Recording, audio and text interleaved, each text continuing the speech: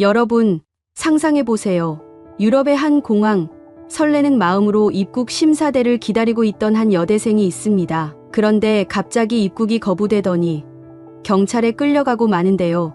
대체 무슨 일일까요? 놀라운 건 한국 여권을 가진 사람들은 아무런 문제 없이 쓱 통과된다는 것. 유럽에서 한국인이 이렇게 대접받는다고? 믿기지 않겠지만 이 모든 게 실화입니다. 한국 여권이 주는 특별한 대우, 그리고 유럽에서 벌어진 충격적인 사건의 전말 함께 알아보시죠. 영상 끝까지 보시면 한국 여권의 진가가 얼마나 대단한지 아실 수 있을 겁니다. 구독과 좋아요, 알림 설정까지 잊지 마세요. 자, 그럼 시작해볼까요? 안녕하세요, 여러분. 오늘 소개해드릴 이야기는 중국에서 자라 유럽과 호주를 거치며 세계를 바라보는 시각이 완전히 달라진 한 유학생의 경험입니다. 그녀는 중국에서 철저히 세뇌된 교육을 받으며 한국을 부정적으로 인식하고 자랐지만 유럽과 호주에서 실제로 한국 문화를 접하고 그동안 믿어왔던 것들이 얼마나 왜곡된 것인지를 깨닫게 됩니다. 과연 그녀가 경험한 한국과 세계의 진실은 무엇이었을까요? 지금부터 그 이야기를 함께 들어보시죠. 저는 중국에서 태어난 소피아입니다. 저희 가족은 유럽과 인연이 깊은데 아빠는 어릴 적 유럽에서 학창시절을 보냈고 엄마는 영국에서 태어난 중국계 교포입니다. 부모님은 유럽에서 만나 결혼하셨지만 그 후 상하이로 돌아와 저와 오빠를 낳아 키우셨죠. 어린 시절부터 부모님은 제가 더 넓은 세상을 경험하길 바라셨고 항상 저에게 새로운 기회를 주기 위해 노력하셨어요. 하지만 제가 살고 자란 곳은 중국이었고 중국의 사회 시스템 속에서 자라난 저는 중국 중심의 사고방식을 자연스럽게 받아들였죠. 중국에서 자라면서 학교에서 받은 공산당 중심의 교육은 제가 세상을 바라보는 시각에 큰 영향을 주었습니다. 학교에서는 중국이 세계에서 가장 빠르게 성장하는 나라이고 중국 문화와 전통이 가장 우수하다고 가르쳤습니다. 특히 주변국인 한국과 일본은 중국 역사 속에서 종속국에 불과했고 지금의 경제 발전 역시 중국 덕분이라고 배웠습니다. 한국에 대해 배울 때는 항상 한국은 중국의 문화적 유산을 훔쳐가고 경제적으로도 중국에 의존한다라는 식으로 설명되었고 이에 대해 저는 별다른 의심 없이 그 말을 믿었죠. 중국 내 인터넷 검열도 저의 인식을 제한하는 데 큰 역할을 했습니다. 저는 구글, 유튜브와 같은 글로벌 플랫폼이 차단된 중국에서 자랐기 때문에 세계에서 무슨 일이 일어나고 있는지 제대로 알지 못했습니다. 학교에서 배우기를 구글과 유튜브는 중국을 위협하는 불법 정보의 온상이라고 가르쳤고 자연스럽게 저 역시 그런 플랫폼이 차단되는 것을 당연하게 받아들였죠. 그 대신 우리는 바이두라는 중국 내 검색 엔진과 위챗으로 모든 일상생활을 해결했고 유튜브 대신 틱톡을 사용했습니다. 당시 저에게는 중국이 제공하는 시스템이 너무나도 자연스러웠고 불편함을 전혀 느끼지 못했어요. 하지만 부모님은 달랐습니다. 특히 엄마는 영국에서 자란 교포였기에 중국의 억압된 환경과 검열 시스템에 불만이 많았어요. 엄마는 늘 저에게 중국은 너무 답답한 나라야. 특히 자유롭게 표현할 수 있는 권리가 보장되지 않는 게 가장 큰 문제야라고 하셨어요. 저는 그때만 해도 엄마의 말이 과장되었다고 생각했어요. 엄마가 왜 그렇게 중국 생활을 불편하게 생각하는지 이해할 수 없었죠. 중국은 빠르게 성장하고 있고 세계 경제에서도 중요한 위치에 있는데 왜 불만을 가질까 싶었어요. 그러던 중 호주로 이주할 기회가 생겼습니다. 아빠가 상하이에서 호주 지사장으로 발령을 받으면서 저희 가족은 새로운 나라로 이사를 하게 되었습니다. 그때부터 제 인생의 첫 번째 큰 변화가 시작되었죠. 호주로 떠나기 전까지 저는 여전히 중국이 세계에서 가장 좋은 나라라는 믿음을 가지고 있었습니다. 호주로 이사 간다고 해서 크게 달라질 것 같지 않다고 생각했죠. 하지만 호주에 도착한 순간부터 제 믿음은 송두리째 흔들리기 시작했습니다. 첫 번째 충격은 바로 인터넷이었습니다. 호주에 도착하자마자 저는 구글에 접속할 수 있었고 유튜브를 자유롭게 사용할 수 있었습니다. 처음에는 이런 플랫폼이 너무 낯설었어요. 중국에서는 구글이 불법적인 사이트로 여겨졌기 때문에 이를 사용하는 게 꺼림칙하기도 했습니다. 하지만 곧 저는 구글과 유튜브를 통해 전 세계가 어떤 식으로 연결되어 있는지 깨닫게 되었어요. 전 세계 사람들이 자신들의 생각을 자유롭게 표현하고 정보를 공유하는 모습이 너무나도 충격적이었죠. 유튜브를 처음 접했을 때 제 친구 에밀리가 보여준 것은 바로 BTS의 뮤직비디오였습니다. 당시 중국에서는 K-팝의 서양 음악에 비해 하찮게 여겨졌고, 제가 배운 바로는 한국은 그저 중국의 문화적 영향을 받아 성장한 나라일 뿐이라는 것이었죠. 하지만 BTS의 뮤직비디오는 제가 그동안 배운 것들을 모두 부정하는 듯한 강렬한 경험이었습니다. 그들의 무대는 화려하고 춤과 노래는 너무나도 세련되었으며 무엇보다 전 세계 팬들의 열광적인 반응을 직접 보게 되니 저는 한국이 단순히 중국의 속국이 아니라 글로벌 문화 강국이라는 것을 깨닫게 되었어요. 에밀리와 다른 호주 친구들은 모두 K-팝과 한국 드라마에 열광하고 있었습니다. 저는 그 모습을 보고 정말 당황했어요. 왜냐하면 제가 알고 있던 한국은 힘겹게 살아가는 나라였고 중국의 경제적 지원 없이는 성장할 수 없는 나라였기 때문이죠. 그런데도 제 친구들은 한국 문화를 동경하며 한국을 여행하고 싶어 했고 심지어 몇몇 친구들은 한국어까지 배우고 있었어요. 드라마도 제게 큰 충격이었습니다. 에밀리가 추천해준 이태원 클라스는 한국 사회에서 벌어지는 복잡한 문제들을 다루고 있었는데 그 안에서 보여지는 한국의 모습은 제가 생각했던 것과 너무나 달랐습니다. 서울의 거리는 세련되고 활기차 보였고 등장인물들은 자유롭고 개방적으로 살아가고 있었어요. 저는 드라마 속에서 그려진 이태원이 정말 한국의 실제 모습일까 의심이 들었습니다. 왜냐하면 중국에서는 한국을 항상 낙후된 나라로 묘사했기 때문이죠.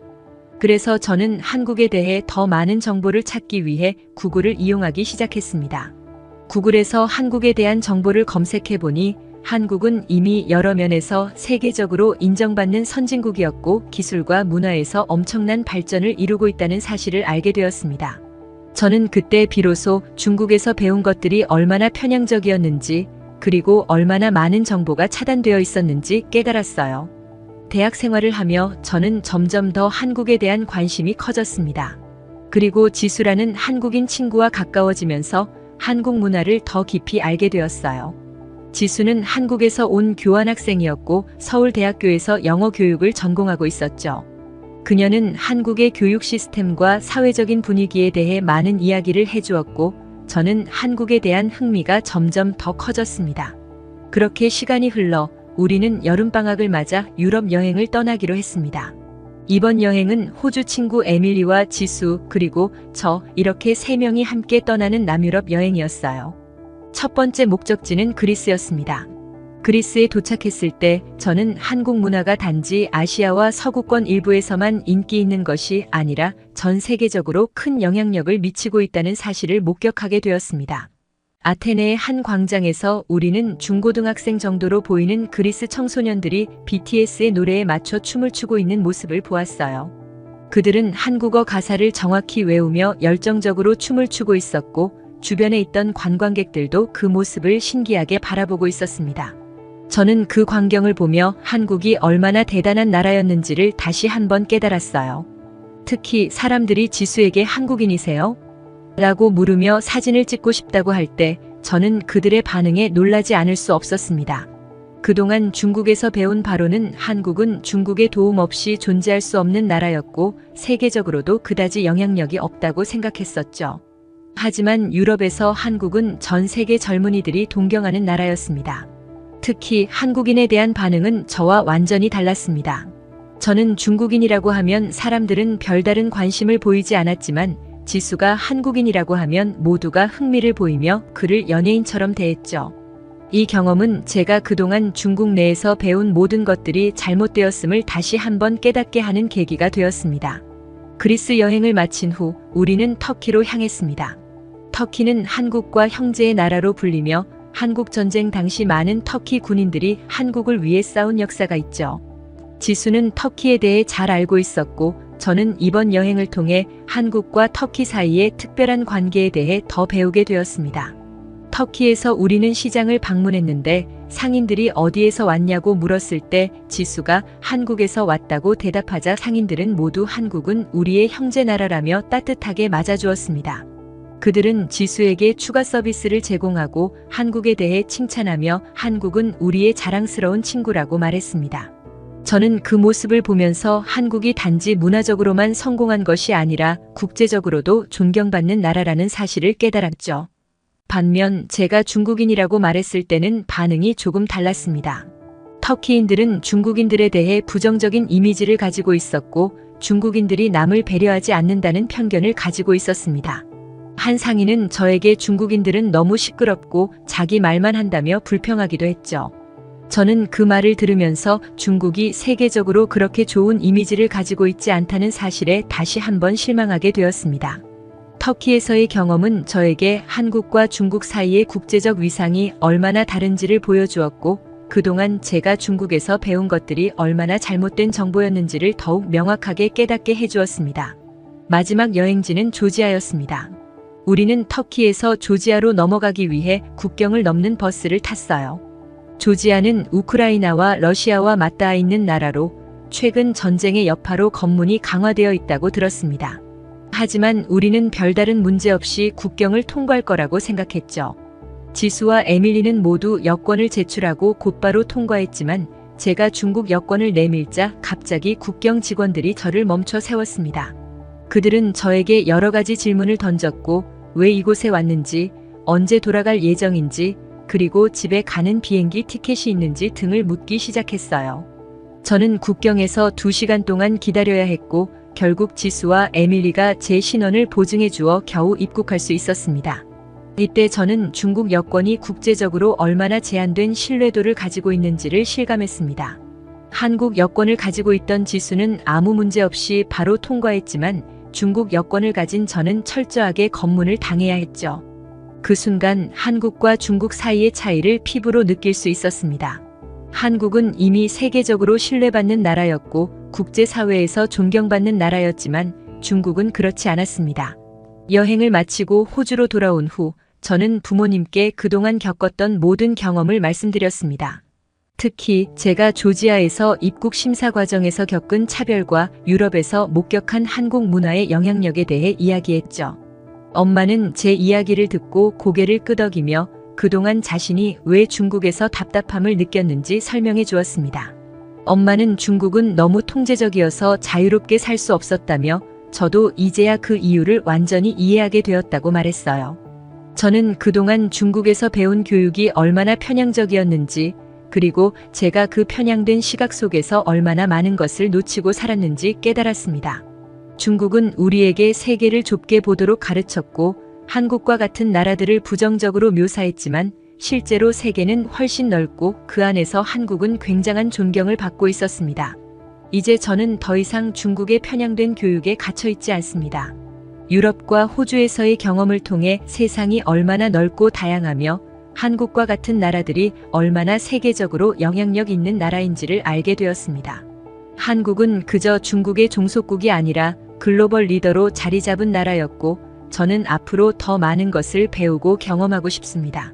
저는 부모님과 함께 영국으로 이주할 계획을 세우고 있지만 그 전에 한국을 여행하며 더 많은 것을 배울 예정입니다. 한국인 친구 지수가 저에게 한국의 진짜 모습을 보여주겠다고 했고 저는 한국에서의 새로운 경험을 기대하고 있어요. 이제 저는 더 이상 좁은 시야에 갇혀 있지 않고 더 넓은 세상을 향해 나아갈 준비가 되었습니다. 그리고 한국에서의 새로운 삶도 함께 꿈꾸고 있습니다. 지금까지 중국에서 온 소피아의 이야기를 들려드렸습니다. 그녀가 경험한 세계는 정말 놀라웠죠. 한국을 새롭게 바라보게 된 그녀의 여정은 우리에게도 많은 생각할 거리를 던져줍니다. 오늘 이야기가 흥미로우셨다면 구독과 좋아요, 그리고 알림 설정 부탁드립니다. 다음에도 더 흥미로운 이야기로 찾아뵙겠습니다. 감사합니다.